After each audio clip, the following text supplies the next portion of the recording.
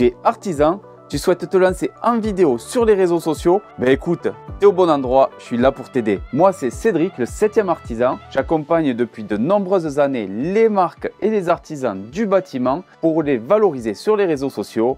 Et je pense qu'on peut faire un truc génial ensemble. Donc si tu souhaites te lancer en vidéo, j'ai 8 conseils pour toi et tu vas voir, tu n'auras plus qu'à te lancer, tu vas cartonner. Mon premier conseil, il est tout simple, c'est le chantier avant-après. Te connaissant, tu dois déjà faire ça en photo, prendre des photos de chantier pour suivre l'évolution des travaux. Et bien en vidéo, tu vas voir, il y a une super technique qui est aussi simple qu'un claquement de doigts. Le chantier avant, claquement de doigts, chantier après fini. Et ça, c'est vraiment un effet de dingue. Donc ça doit te prendre 10 à 20 secondes, tu vois. Faut pas que tu prennes trop de temps au montage. Le but, c'est de vraiment pas t'embêter. Chantier avant, claquement de doigts, tu sors la main et les gens ils voient le chantier fini et ils se disent waouh, mais c'est terrible.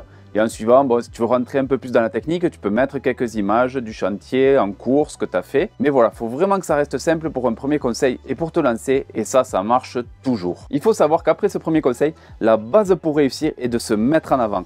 Pour les 7 autres conseils, vraiment tu vas être obligé de te mettre face caméra, de pouvoir parler à la caméra. Il faut que tu sois prêt à ça, c'est jamais un exercice simple. Tu vas être obligé de fédérer ta communauté autour en fait de ta personnalité, de qui tu es. Et pour ça, le plus simple, c'est de se montrer parce que les gens sinon vont être lassés de voir que des images de chantier. Donc là, je te donne les 8 conseils vraiment pour bien démarrer. Mais derrière, il y aura d'autres conseils en fonction de chaque réseau social, en fonction du matériel à utiliser pour vraiment toi te booster et cartonner. Donc avant d'attaquer pour la suite, abonne-toi si tu veux d'autres conseils. N'hésite pas à m'écrire un petit message en descriptif. Si tu as des questions, j'y répondrai.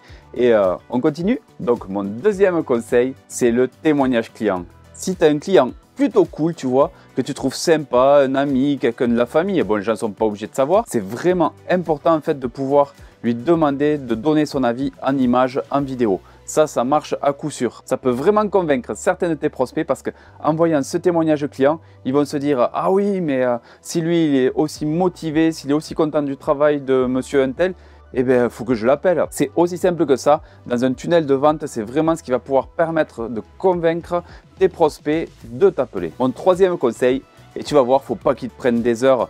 Il faut essayer de faire ça plutôt à la cool. C'est la vidéo tuto. Tu sais, tous ces gens qui montrent sur les réseaux sociaux comment faire ceci, cela, qui donnent leur petite combine tout simplement pour pouvoir montrer comment poser, je sais pas, une applique ou comment aligner 2 blocs. Et bien tu vois, ça c'est vraiment les petits conseils qui marche super bien. Il faut que tu te dises que c'est pas parce que tu donnes tes conseils que les gens vont faire les travaux. C'est surtout pour montrer ton expertise et comme ça, ben, les gens ils vont se dire ah ouais, c'est pas con et tout, le type il maîtrise son domaine, c'est obligé, il faut que je l'appelle. Donc toi, il faut vraiment que tu présentes les petits détails de ton quotidien qui facilitent la vie et tu verras que les gens seront très contents que tu puisses les aider et tu auras vraiment une belle image de marque et ton entreprise sera valorisée. Mon quatrième conseil, c'est la présentation produits et outillage. Il faut savoir qu'en présentant des marques et des produits, en les taguant quand tu vas faire ta vidéo, la publier, et bien ça te permettra de toucher leur communauté. Et puis il y a des gens qui ne savent pas forcément comment mettre en œuvre certains produits, et bien ils vont se dire ah ben je vais taper sur internet voir comment mettre en œuvre cet enduit, et bien ils vont tomber sur ta vidéo et ça te fera gagner en visibilité et cela développera ta communauté. C'est pareil pour les outils.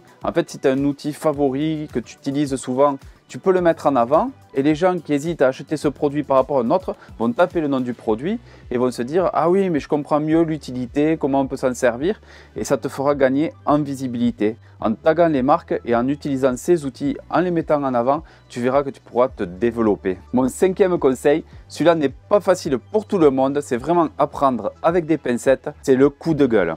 Il faut savoir que sur les réseaux sociaux, quelqu'un qui est clivant, en fait, qui aura des avis tranchés, se développera beaucoup plus facilement.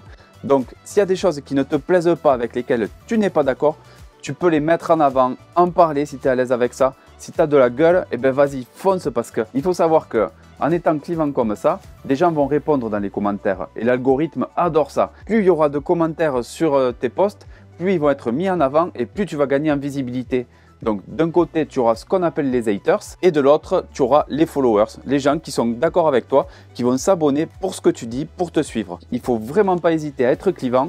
Je sais que personnellement, j'ai du mal à le faire, c'est pas trop dans mon tempérament. Donc si tu es chaud avec ça, fonce. Mon 6e conseil, ce sont les anecdotes de chantier. Vraiment, raconter ce qui se passe, ta vie sur le chantier, ça va te permettre de fédérer autour de toi, de ton entreprise. Et genre, raconter une histoire qui t'est arrivée, face caméra, tu prends le téléphone et tu dis « Oh, punaise, il m'est arrivé une sale histoire aujourd'hui, ça s'est mal passé. » Et vous ne saurez jamais ce qui s'est passé, ça aurait failli être une catastrophe. Et bien ça, c'est ce qui plaît aux gens. Il faut savoir que dans les vidéos, ça plaît aux gens de vraiment que tu les embarques dans ta vie, dans ton quotidien et dire « Oh les gars, il m'est arrivé un truc de fou, ça a failli être chaud patate, j'ai failli perdre mon entreprise ou je sais pas. » Plus tu accentues les choses et plus ça plaît. Donc c'est pareil, il te faut regarder dans ton quotidien ce qui peut arriver. Ces anecdotes-là qui te font vivre, qui sont ton quotidien, les galères, les bons moments, les moments de partage aussi. C'est ce qui peut t'aider vraiment à développer ton entreprise et à toucher les gens en fait. Vraiment ces moments-là de ta vie, de ton quotidien, qui sont faciles à prendre en vidéo, expliquer ce que tu fais.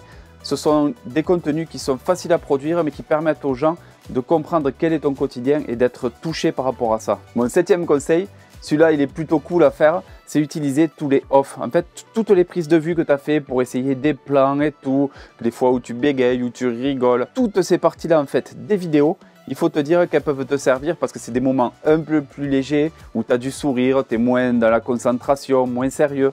Et vraiment, il y a des fois où on se marre bien et ça, si tu as des plans comme ça, tu peux les utiliser, ça cartonne à chaque fois. Mon 8e et dernier conseil, ce sont les lives. Peu importe le réseau que tu vas utiliser pour diffuser tes vidéos, celui avec lequel tu es le plus à l'aise, peu importe le réseau sur lequel tu es, il faut savoir que partager avec ta communauté des moments de ton quotidien t'aidera à être plus à l'aise, à comprendre quelle est leur passion.